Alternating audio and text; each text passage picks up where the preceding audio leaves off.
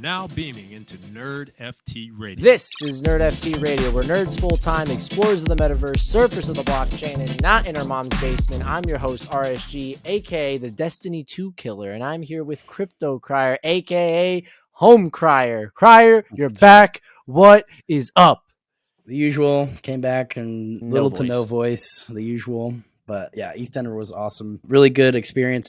Most of the time that we've been doing these, it's been like NFT events focused. So we're not doing a lot of, I don't know, I would say this was a full ecosystem, the Ethereum ecosystem. So not just NFTs, but I will say there was a ton of NFT video games. I'd probably say about 30% of the entire booths were NFT games, which is cool. A lot of DeFi protocols, a lot of other competitive layer ones and layer twos, ZK rollups, everything was just a ton of different stuff.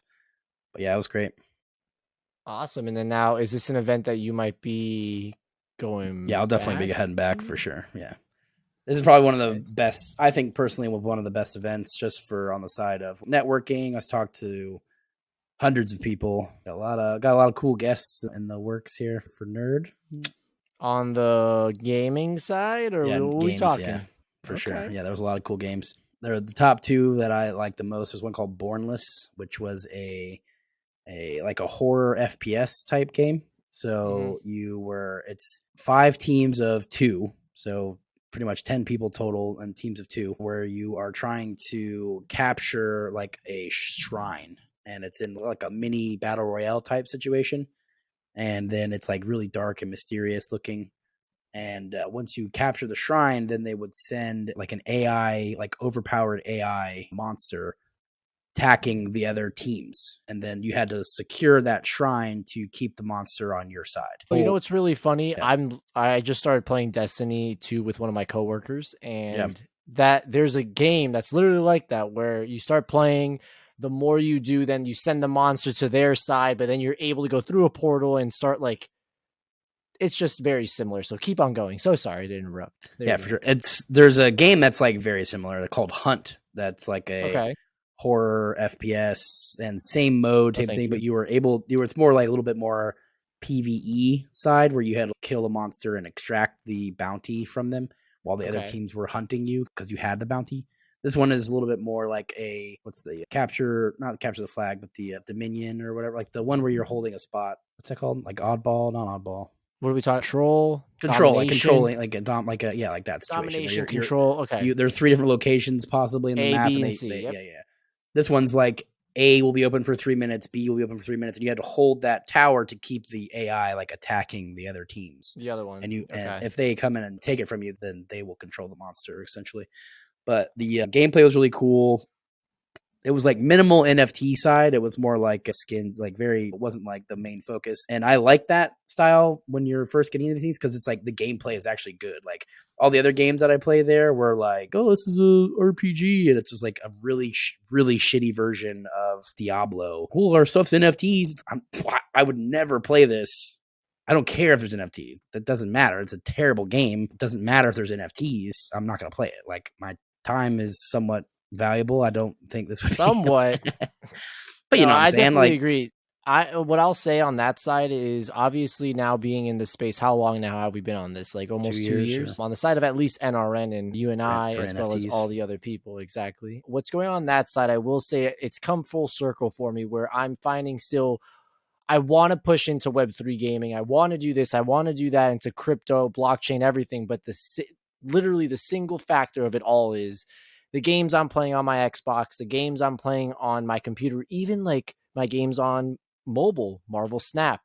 They're just more fun. They're better gameplay, exactly what you said. And for you to say that the actual gameplay is the main focus, and the around the stuff, the small little skins, the small little items, etc., get involved with NFTs and get involved with crypto, that's where you can see things being implemented. If the main focus is, wow, this is weird, but yeah, if the main focus is blockchain, if the main focus is NFTs, typically it's not going to do so hot. They need to focus on the actual fun aspect. And again, for you to say that is truly special on that side. So hopefully we see some good things in other projects, other games. They start focusing on that, because at the end of the day, if you ask me if I'm going to play Fall Guys or Blankos, whatever it is, I'm always going to play Fall Guys. If you ask if I'm going to play Call of Duty, Destiny, Halo versus, what was that game that we played? It was like IV or EV.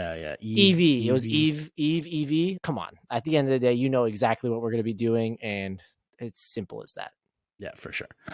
And again, there was just like a good mix of like different styles of games. Most of the time, so far we've seen really basic shooters, like you're talking about EV or whatever. We've seen like a little bit of the card stuff with like DFK, or it's very simplistic. This one is more Unreal 5 engine shooter game with good background story mode, or not story mode, just like good. You can tell it's like very, you're like scared. You're like, oh shit, this is a horror based game. It wasn't like, oh, what? Yeah, I'll let you do that for me. Thank you.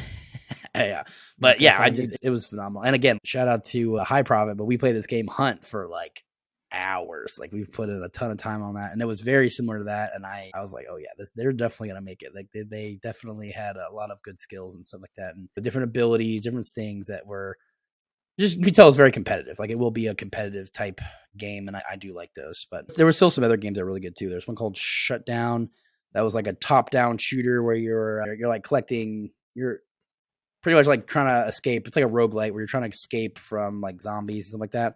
But it's really good. Like it was difficult. Like it only took a couple waves for me to get killed. I could see where people would like to play it and get in depth. And then there was other games that were like, oh wow, this is a beautiful game, and I'm like, oh wow, look at the gameplay. And then you actually play it, and the mechanics are like horrendous. You could tell that it was just like purchased assets from the Unreal 5 marketplace type stuff, and they just slapped them on. So it looks really good, but like the actual mechanics of the game, they were trying to make like a Dark Souls type game. And like when you're swinging at this guy and nothing's landing, you're like, what? There's just no hitboxes, or it just was really clunky. You're like, okay, you can tell they cobble this together to make it look as best as possible, but the actual gameplay is just like terrible. And again, there was one that was like a verbatim Diablo copy, and it looked like incredible from far away. I'm like, oh shit, I definitely want to play that. And you go there, and it's the one click on the left click was walk, and then the right click, that's it. It was just a right click. Like it would just cast random spells and do stuff and kill everything. Like it was no challenge like at all. And they're like, oh, the NFTs drop. And I'm like, whoa, who cares? That was terrible. I instantly wanted to stop after like minutes. Yeah, it's like minutes. It's hard to make video games or something, and we put all of our money into these projects promising us these revolutionary, innovative NFT games and blockchain games, and we were like, yeah, you know what? It's going to work. But at the end of it, we see it from all these games. If it's Hogwarts, if it's, I don't know, GTA, if it's Halo, if it's Call of Duty, if it's any of these games that we have on our Xbox, PlayStation, and PCs, these take years, and we were truly expecting some of these to do it in like in millions of dollars, and the backing of the greatest companies in the world, and we were expecting the 7 dudes in their basement to be like, we got this, guys. We got this. So it's actually a perfect pivot, because the one I was talking about, the Bornless one, was Immutable X, and Amazon was one of their people, so backing them. So Amazon. AWS, yeah. Before we get into those rumors, just right before that, I do want to ask you on the side of outside of gaming at ETH Denver, what was the feel? We talk a little bit about, or a lot about, Art Basel, NFT NYC, South by Southwest. Sure. I was there, all 3 of those with you, and also on my end, VCon. So we saw the across the city. We saw the in one little city, or Austin. We saw in Miami where it's a little bit further. And then on my end, I saw where it was just a located stadium with everything inside. Sure. How was ETH Denver on that sense? Was it something that was annoying to get from place to place, or was it all centralized? How was it on that side? Yeah, so actual event, there was like 12,000 attendees at all like pretty much really small venue for that many people, right? It was just like they had booth after booth after booth. Anyone could come there and have their stuff. I would say like presence wise, it was like 30% of the NFT gaming. That was the only NFT like presence like at all. No community type stuff, which is, I think, is ridiculous. You spend like millions of dollars on a fucking party for NFT NYC, which is already your target audience, or you can't spend like 10 grand to have a booth at a place where The 90% of the people ETH know convention. crypto and don't know about the NFT or want to learn more. And like when you're going to the actual, they had talks, they had 3 stages that were running the whole time. There's someone speaking the entire time, like 3 people, Panels, stages running all time. And the only ones that actually had attendees, like I'm looking there watching around, the DeFi people would have like maybe 10% of those chairs filled, and then the NFTs would have like people standing. So people are definitely interested. Again, the only people that were present were D-Gods and Pudgy Penguins. They see the value. Frank was there. I don't think it was like Luca, the founder. It was like Lorenzo from the Pudgy Penguin team. But still, like they were very, very knowledgeable. They were talking about what's the NFTs space is bringing. Then we also saw a speaker Arcade, which is like the lending stuff. And that had that was also just over people standing listening to him, because the overlap between NFTs and DeFi is huge. I've been on it for months. I think it's the next big wave is when we actually get some of this NFT financing and lending stuff a little bit more mainstream, or just active, I think, or competitive, I could say. That'll bring in a lot more people. But yeah, there was Arcade did a great job speaking and was very knowledgeable, had a lot of questions from people, and they were answering really well. Again, I think missing these on the sense of, if you're a project, Art Basel, South by Southwest, ETH Denver, stuff like Consensus, which is another large Ethereum conference. These are things that people need to be attending, and not just NFT focused events. Maybe attend one NFT focused event, but the rest of them should be mixed. You want me to throw you a curveball here? What event I think would be actually really good for the NFT space, specifically blockchain gaming? 2 events. E3, if it ever comes back, and number 2, Comic-Con. I think on those 2 would be something pretty revolutionary if you get more of the sense, maybe even, it's hard, like a Meta Heroes, obviously at like a Comic-Con or like things like that. Obviously it has to make sense. We're not just going to chuck cool cats at Comic-Con. Look at this big cool cat. No, like you have to make it in a way where if that's your audience, if you're making the game, those people should also be interested. If they're not, that means your product isn't good.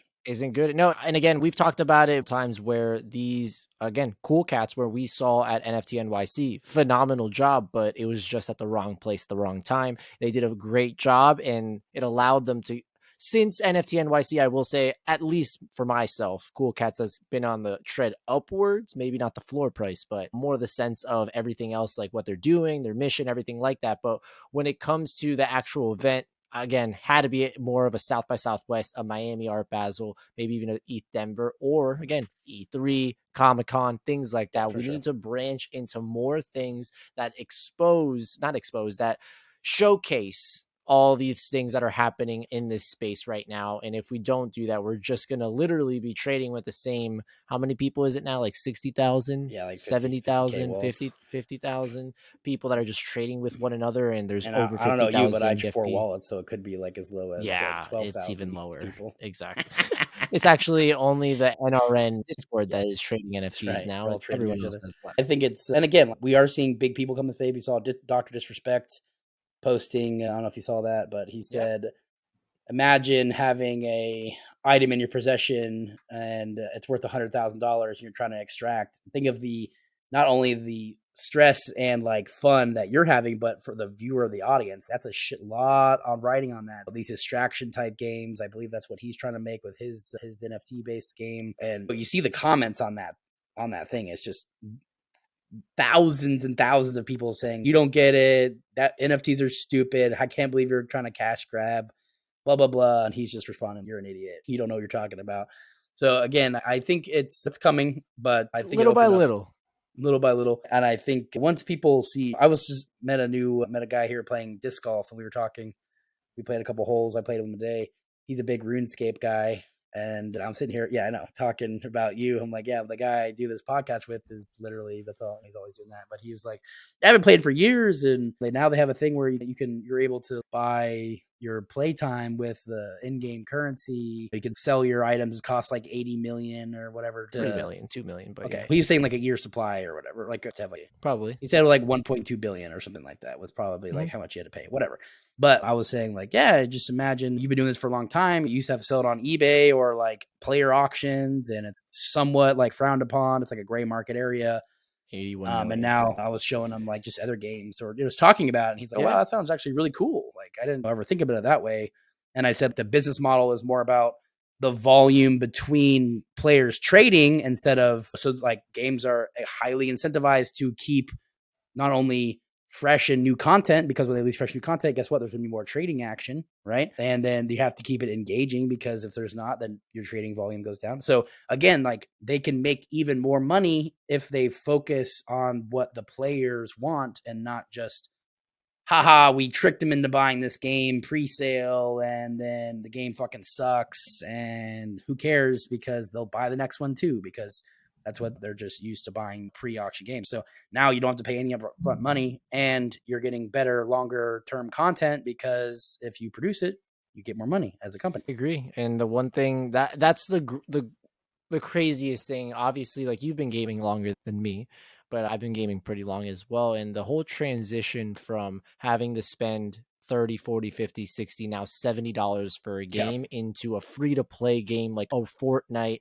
what are the other ones? Apex, Warzone, all these games. It's like, it's truly remarkable how everything flipped. And it's actually pretty insane. Obviously, you and I were we like the like storyline games and the lore and everything like that. That's why we still spend the whatever it is, $60-$70 to play those story mode games and everything like that. Even less than that with Harry Potter, games like that. But it's still, again, just truly remarkable on the sense of, and honestly, I never thought of it like RuneScape was that, WoW was that, Club Penguin was that. It was a free to play game. You played it and you just kept on going. And it's incredible how a Epic decided like, hey, let's grab that idea and let's make it into console. We never really saw like console side of free to play, and that just took a boom right there. And then more people came in. It's truly remarkable to see that. And obviously on the sense of a Fortnite or a Warzone or any of these battle royale games, like if you buy the game or the season pass once and you play it through level 100, whatever level,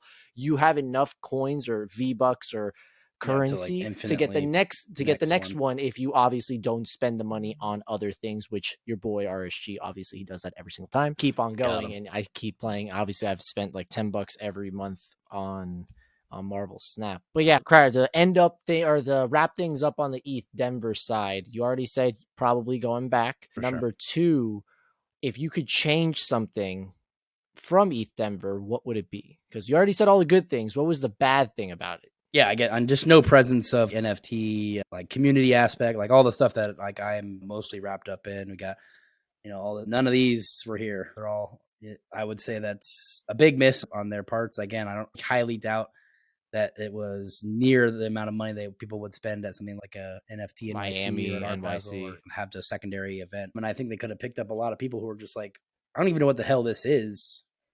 You know what I mean? What are you guys? What are you even about? Like, no one even knows what it is. I do think that would have been something that would be really interesting and a lot more beneficial. I would say every single person I met only used Telegram, which I hate Telegram. Lord. So now I am to talk on Telegram all the time now because I picked up 100 people to talk with for networking stuff. Oh, Lord. Ooh, such a bad app. And then, there wasn't anything else I really changed. I think, again, it was super fun. They did a great job. The ticket was free to get in. They had like free money to buy food with. They had like free coffee everywhere. I got 20 shirts. Like I got a whole new wardrobe over here practically. Hey, that's what it's all about when you go to these events. That's right. The swag. But overall, it was great. There was a lot of cool stuff, a lot of cool people. That's the other cool thing. It's just so eclectic. The group of people that come, they're from literally everywhere. We got like a guy from South Africa, we got Venezuela, Philippines, Australia, Germany. It was nuts. I was like all over the place. So that's awesome. Yeah, I flew 26 hours to come here for 3 days to fly 26 hours back. It was like that worth it to people to come. Listen, when we go to these events, Crier, it's like what we do in the space right now, what we did with NRN. We found individuals that like very similar things. And when you put them in a room, you put them in a conference, you put them in a city. That's right. It's going to be a lot better than just going to like downtown Orlando or downtown whatever, and you're just with random people and you just find that one person. You're like, holy crap, it's one person I can hang out with one night. And then just completely, and then obviously ETH, I would rather ETH not dump every time I go to an event. So, was it 1,600 when I left? Now we're down to 1,530. Come on, guys. Listen, Crier, I'm going to be honest with you. just short it every time you go to an event. What Yeah, just load up like a 20x leverage short. Yeah, and then leave. What are you and expecting? Then come back rich. Yeah, you just come back rich. You're chilling, ready to go. But let's go over to the other side. You did mention a little bit earlier you use the A word. I'm not talking about ass. I'm talking about Amazon. Amazon. There are rumors flying left, right, middle, center, all over the NFT space that Amazon will be launching an NFT marketplace. I'll even give you a better rumor prior to this rumor that just came out. I was in a group chat on Twitter where an individual said that Amazon was very close to buying OpenSea. That would have been a little crazy. But let's talk about this new thing. Amazon, it seems like Amazon is coming into this space with their own NFT marketplace. What are we expecting? April 24th, they launch. April 24th, number one. Number two, the option of having digital collectibles linked to physical goods and delivered to customers' doorstep. So how's that going to happen? Who knows? 15 NFT collections available on launch for US-based customers before expanding worldwide. Purchasing the digital collectibles with our own Amazon account via debit and credit card. So you're not needing an actual crypto wallet to go ahead and do this. That should be interesting to see how exactly they do it, what blockchain it's going to be, et cetera, et cetera. Now, 310 million customers will have access to NFTs because of this. That's pretty wild. And the other thing is that's pretty much it. That's all I got. There's been rumors flying around that they're looking also for partners to go ahead and launch. So we did see this with, let's say, a Coinbase, where Coinbase was grabbing, if it was Cool Cats, if it was Doodles, if it was Dead Fellas, as launch partners. What did that mean? Nothing really. They're just going to be on the platform. Now, I will say from a perspective of what Amazon might be able to deliver on that side is an exclusive drop on their marketplace, which we could see. For sure. That's something I could see happening. But they're going to have specific marketplace launch. Obviously, they're going to do something with the physical item shipping. So you partner with them. They get like quick, just like how Prime works. You get like fast shipping of goods before you say you drop a collection. You link it with your black hoodie and every single fucking NFT project does. You get 2-day shipping on your black hoodie, guys. But no, I think overall it's good for this. Overnight, I think it's going to be. I think it will be better overnight. Come on, keep going. That's right. That's what you get the extra bonus overnight. Hey, NFT by the way, Prime. Let me ask you: if you have Amazon Prime, what if you get a percentage of royalties on the marketplace fee? Bam! Amazon, hit my lineup. I got an idea for you. You're not gonna like it, but just call me anyways. Millions of dollars. It's going to be a tough one to see if it's successful or not, though, for sure, because we said Coinbase was going to change it. We're all going to be rich from Coinbase jumping in. Is this Coinbase 2.0, Crier? Probably, I would say for the short term, probably Coinbase 2.0. I don't see how they're just going to be like instantly, oh yeah, everybody, let's go. Especially with stuff being like they're not going to launch with some like crazy incentive program, just how like Blur does. They're not going to steal Blur shit until Blur's rewards are done. I don't see it being like massively overwhelming at the short term, but I could see within a year people gaining steam. Actually, they're not going to do a bad job. They're not going to. I don't think so either. If there's any company who's nailed the whole essentially like physical to digital change, it's fucking Amazon. Like they've 100%. They called it 20 years ago that people weren't going to go to stores anymore, and they've definitely had their eye on the right things. They've expanded extremely well. They see the value of stuff like NFTs. That's why they're launching this stuff. Maybe a tad bit early, but they have the money to definitely keep it going. And again, Coinbase, we're calling it Coinbase is huge. There is no Coinbase is like maybe 0.5% of Amazon. You know what I'm saying? Like in the amount of reach they have. So Amazon has an absurd amount of reach. If they're able to capitalize on even 1% of their active users, daily active users, there's something I remember it being like a ridiculous number, like 200 million or something like that. People go to Amazon daily or some shit. Even if you get like a tiny bit of that, I mean, you're blowing up the amount of people that actively use NFTs. And it might not be that great in the short term, but I definitely think within a year or two that we'll see some crazy usage of stuff like this. Because again, at the end of the day, NFTs are mostly going to be used for loyalty. I think the loyalty type rewards program, shit like that, I definitely see NFTs that cost like maybe $5-10, or what's going to be the new norm. It's not going to be these $1,000 collections, $100,000 collections. It's going to be something that you can easily access. It doesn't cost a lot of money, and you're like, oh wow, that's cool. I like it. So I'm going to keep it. I'm not going to, the only reason I'm buying this is to sell in 4 hours for profit. That's usually the usual NFT use case nowadays. You know what's crazy? So here's some stats for you. In 2021, Amazon has over 200 million Prime subscribers. 147 million are based in the US. Now, on top of that, they just purchased MGM Studios, by the way, 8.4 billion. On top of that, they bought Twitch for 970 million in 2014. So they have that. Whole Foods, Ring, all these things. But when I look at MGM Studios, when I look at Twitch, imagine the reach on the sense of NFTs and what that could mean for content creators, for entertainment, for these projects to then lead into Amazon, like Amazon Prime on like the streaming platform and Twitch and all these things. So it's truly remarkable. And on the side of what the CEO, and by the way, for all the people that are just talking about Bezos, like he's still the CEO of Amazon, he's not. Just to let you know, it's Andy Jassy now. And what he said was, I expect that NFTs will continue to grow significantly. It's possible that Amazon integrates crypto payments very soon. Things are moving, and when you think about a company like Amazon, it's truly remarkable and fascinating to go ahead and see. Remember, when I talk to a lot of people that are outside of the space, and they always make fun of the space, crypto overall, NFTs, but they say, oh, but blockchain's great. That's great. I'm like, whatever. Is that when you look at companies like Amazon, when you look at companies like Apple, when you look at companies like Tesla, when you look at companies like Microsoft, all these massive companies, go look at what they're looking for to hire. For sure.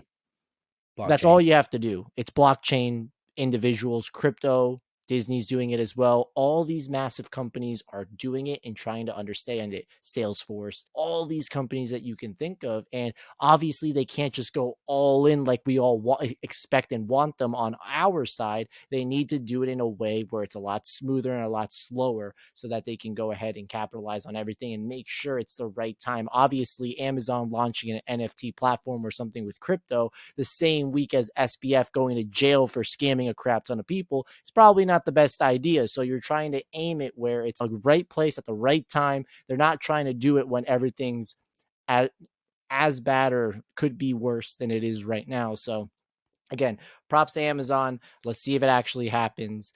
And the one thing I will say that could affect it in a way is that obviously it's only US based. We know that most of the people that are trading NFTs and whatnot are in the US. But I will say, based on some talks that I've heard, even if you have that VPN and you go all out, because it's that digital to physical like connection, it's going to be pretty hard for those people using that VPN or outside the United States to try to participate in what's going on with Amazon. So again, we'll see what happens. Obviously, it's the first stage and we'll see how it goes. I guess we'll be the guinea pigs for the rest of the world. And if everything's good, let's see if Amazon's the savior that Coinbase was supposed to be for us. Let's see. 100%. We were wrong on that one. We were real wrong on that one. Thanks, Coinbase. Thank you. Hey, at least Coinbase on the side of being the crypto exchange, they're not doing as bad as all the other ones. So thanks, Coinbase. They're still around. They're still around. But yeah, let's pretty much wrap it up on that side of things. Let's dive into some nerd stuff. Crier, that last episode of The Last of Us was phenomenal. Fucking all. It was like, that was probably one of the best. I thought it was the best of this series. And again, I think the series has just done a very good job. They've crushed it. You definitely know the characters. So when they're in a event like this, it's cool to see how their backstory molded their outcome of their very stressful event. Yeah, I think it was done extremely well. And again, these things are so well executed. Just the game was so good. The show was just as good, if not better, on the story. So I think it's just phenomenal. They're definitely doing something special. And like you and I, we make the joke, like HBO was finding like the next successor for Game of Thrones, and we thought it was Westworld. We know it's Westworld, but obviously the rest of the world and HBO doesn't think it was Westworld, and it looks like it's The Last of Us, and it should be interesting. We do have the season finale coming up this week, this Sunday. I'm very excited to see what's going to go down. Sad. A lot of people were speculating on the sense of, hey, is season 1 going to complete the arc of the first game? Obviously, we know there's 2 games involved. Doesn't look like it. I don't know how the game ended. I never played it all the way through. Hopefully we get 3, 4, 5, maybe 6 seasons of it all, maybe even expanding past game 1 and 2. Obviously, we know that the creator of the game has his hands all over this show. So hopefully that allows him to be more creative and expand more. Obviously, video games are great and all, but when you have these actors and you have all this money and all these great things, you could probably do something really special. And if you tag team with this director as well as this creator of the game and other directors and whatnot, the producers and everything, I really think they can do something special on the lines of what we saw with Game of Thrones, where obviously the author of the books didn't finish that last season, and that's why everything went south and middle and awful and everyone's upset. But when you have an individual like the creator that's so hands-on and helping through the process, again, like you said, we can see something special. We can see something that might even be better than the actual video game itself. So exciting, getting goosebumps thinking about it. But on the other side, and obviously I have to mention for the rest of the 99% of population of the world that loves Mandalorian, and you're in that 1% that you don't, that first episode, phenomenal. I unfortunately haven't seen the second episode, so excited to go ahead and see that. But on the other things, Crier, what have you been up to? Any other video games? I see you on Discord playing like Discord games. What's going on here, Crier? Oh, Nate got me to play some golf game today. It was kind of fun. What is Discord has games in the chat now? Is that what it is? Yeah, it's kind of cool. That was actually a pretty good game. Like if you like this little, remember that golf game that we played a little bit of? We used to play. It was like it's kind of like that. I mean, it was just like a fun like social game. It's not like nothing to write home about or anything. But yeah, no, it's just Nate want to play golf, so he was whooping our ass. This man buys a Switch, buys an Xbox, and then he just finds his way. He just finds his way. Huh? You talking about Nate? Nate, yeah. He buys a Switch. He buys a gaming PC. He buys an Xbox, and he plays a Discord video game and drone simulators. And drones, like maybe expand into the other horizon, which is all these incredible games that are coming out. By the way, right. But it is what it is. But played some Parallel Alpha. How's that? Got that today. It was really good. I like it a lot. Definitely more. It's not like simplistic. It's very in depth. It reminds me of Magic, but like sci-fi stuff. So I'm excited. I don't think we're allowed to talk about it. I think I'm not like describe the gameplay. I think it's like a private like alpha. Okay. Gameplay was awesome. I really enjoyed it. Okay. All right. Hey, other than that, I will say on the side for me, any update on the NFT side of the projects that I'm holding? Just a quick one, because I'm your favorite Cool Cat community council member, so I have to mention it. The next journey will be tomorrow, which means the next RSG Quick Hitter is tomorrow as well, or today. So that's coming up. You're going to see this face on a video very soon. We took a little hiatus for a week since every project and their mother decided not to do anything for the last 2 weeks. So maybe this week we'll have something to talk about. On the other side, quick update on the RuneScape side, since the one person that honestly cares, which is just me, I'm on level 87. I'm almost hitting that 99. Chopping. And the other thing I did want to mention, I mentioned it prior when we first started the episode, was I am playing Destiny 2. It's like a complicated Halo. It's good though, and I'm a baller. Destiny's good. You put me on that gameplay. I just had the most kills in one game was like 40 or 39 or something like that. So I'm like crushing it on competitive, but the gameplay and everything, that's super awesome. Very confusing game because all the add-ons and the special ability and this and that, it's like too much. I just like Halo or like the old school Call of Duty where it's 3 perks, 5 attachments, put me in the freaking map and I'm good to go. Halo, it's 2 guns. You usually pick them up. Good to go. Fortnite, good to go. These games now have it's more RPG style. Yeah, too. but like Crier, these games are that's why I like it so much. There is here just Call of Duty. Each attachment, which now there's 10, you can tune each attachment. So there is so much going on now on Destiny's side. It's the helmet, the legs, the armor, 3 guns, by the way. Never played a game with 3 guns. I always forget to use my special gun. It's just a whole mess, but it is what it is. I'm getting involved in there. It's a lot of fun. Which class you playing? I just shoot, man. A warlock? No. Hunter? Hunter? Yes, Hunter. So I'm on the hunter side. So there you go. You just had to say the names, and I got it. Man, I feel like you're a beast at Destiny, and I got to play with you because like you're just acting. Dude, I haven't played in them forever. I used to fucking murder that game. It's a great game. I had top tier everything on all 3 classes when I was playing. Okay, we got to dabble in there. It's a lot of fun. But other than that, again, just super awesome things going on. You're back from ETH Denver. Let's see what happens. I think Amazon can lift us up a little bit. Sappy Seals dropped an announcement. Shout out to Wob. I always make fun of his announcements, and he just doesn't get the joke. It's fine. Shout out to you, Wob. And hopefully we just see all these other projects other than, I guess, Gutter Cats, since they're just absolutely imploding. But yeah, we'll see how it goes, Crier. That's right. We'll see how it goes. But for the rest of you, building thank you guys the metaverse, Vic by Vic. This time we're gonna build it. No, I got nothing. We're just gonna catch you guys next week with another episode of NerdFT Radio. Talk to you guys later. Peace. Grab those bricks.